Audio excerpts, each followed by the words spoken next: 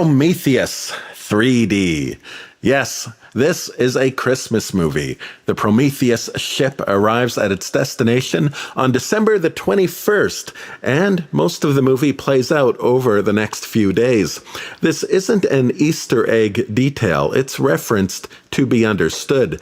This is a movie about searching for a creator and hoping it's a savior.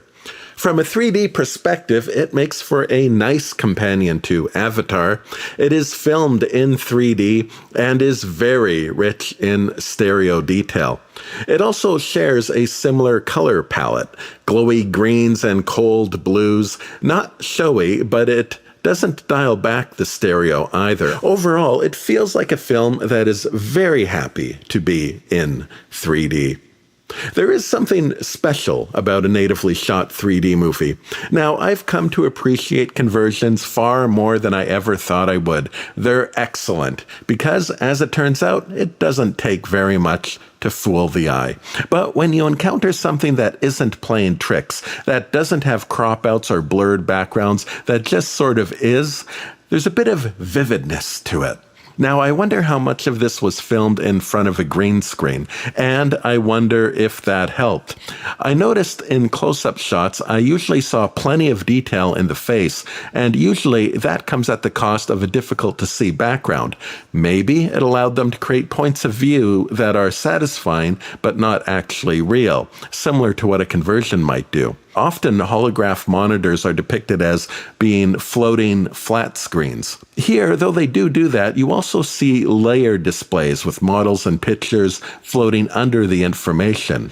The space helmets are such a perfect match for 3D. I wonder if they intentionally made them shaped like an alien egg.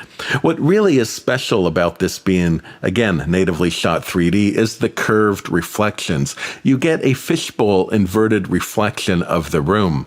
So the reflection produces a translucent curved mirror, in addition to distorting the light behind the glass and just regular light reflections. Every moment they're on screen is a delight. It's worth pausing over some of these moments.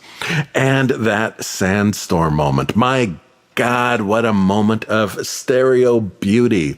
In a conversion, they usually just CGI some similar looking effect to cover up that they really can't convert every little speck of this sort of thing. But here, now maybe the storm is CGI, but it's clearly a stereo CGI. They create this environment that is kind of like an underwater shot, where each particle reveals to your eye the depth. And despite the fast movement, you can sort of track it all, creating this fascinating illusion of immersion. This particular shot is worth seeing from a high-quality source. Modern compression does not do well with this sort of confetti action. So if you stream your 3D movies, all those little particles may end up so noisy that you will lose the experience. This is a good movie to be watching straight off the Blu-ray. In a recent comment, it was brought up that sometimes a natively shot 3D movie can have shots that are flatter than what you would get from a conversion. And this shot is an example of that. The head looks entirely like cardboard.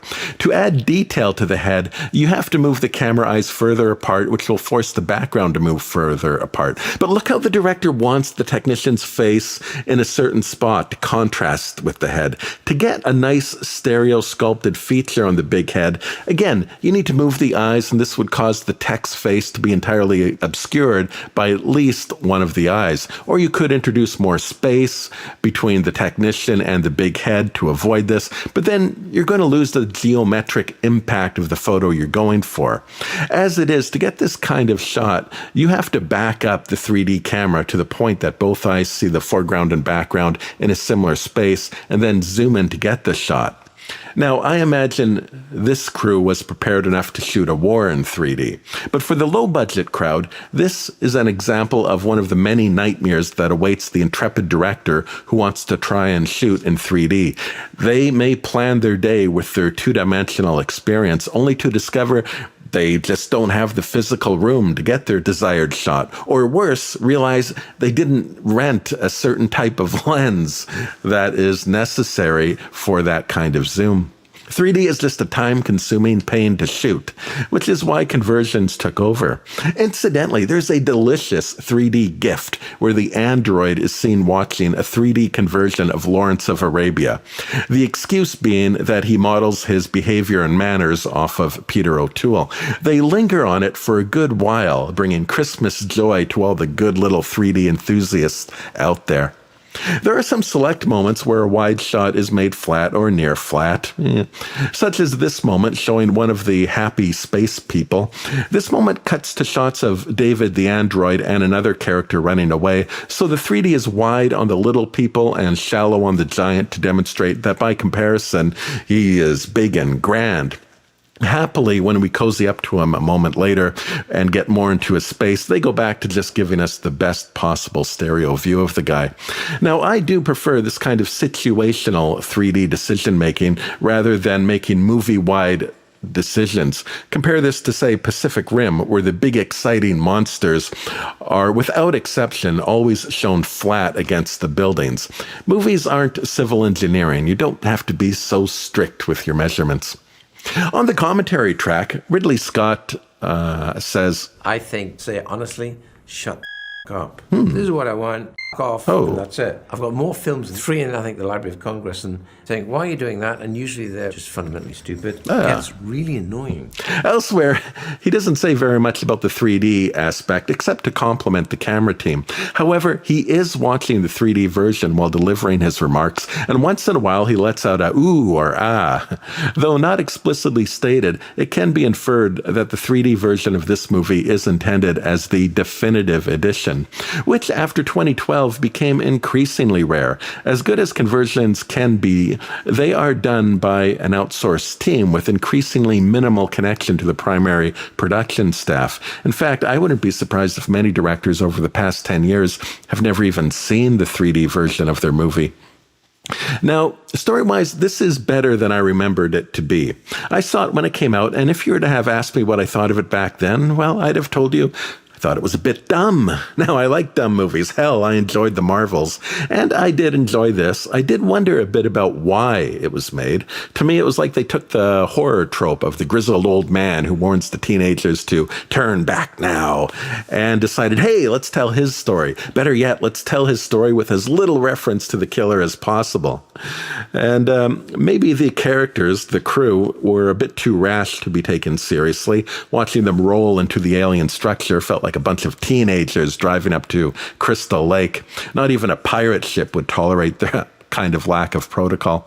Now, this wouldn't normally matter, but the thing is, and by the writer's own admission, this is a pretentious movie.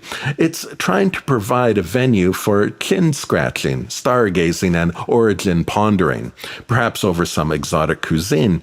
The thing is, an audience needs to be instructed on how to react to something. If they're going to be also pondering deep questions, then we need the characters to show us what that looks like so we can imitate it. And the closest we get to an intellectual leader is the weird robot guy who's more suspicious than relatable. Now, on second watch, this becomes easier to look past, and you can sink more into what the possible deeper meanings are. Incidentally, the follow-up movie, Alien Covenant, depicts a slightly more sensible crew, but not sensible enough. Dun, dun, dun. If you enjoyed Prometheus, it is a very worthwhile follow-up. The connection between the two movies is deliciously terrifying and is one of the rare sequels that makes its predecessor better. So, did the Prometheus lead us to the seed of the universe on Christmas Day? Probably not. The writer said that certain points were purposely kept vague, and I actually appreciate that. Myself, I like the idea that in man's search for a material creator, they instead find a jealous competitor.